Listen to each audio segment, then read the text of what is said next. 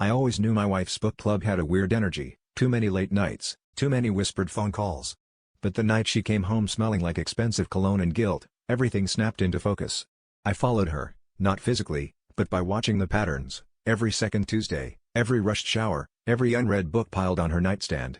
I asked her once if I could come along, just for fun, and she laughed like it was the most ridiculous thing she'd ever heard.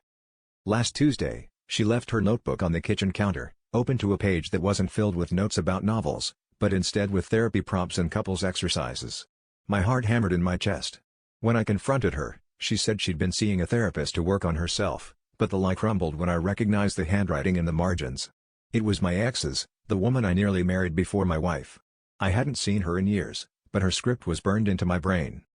The truth poured out of my wife in a mess of tears and justifications. She and her lover, a guy from her office, had been going to couples therapy together, using my ex as their therapist.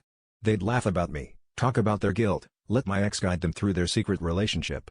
It was a betrayal that felt engineered to hurt me as deeply as possible, like every choice was a knife twisted with intention. My wife swore it wasn't about me, but every part of it was wrapped up in my past, my trust, my life.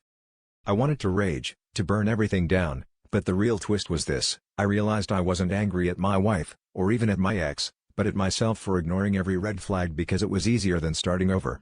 The truth wasn't just that I'd been betrayed, it was that I'd let myself be. And as I packed my things, I wondered if I ever really knew any of them, or if I'd just been pretending right along with everyone else.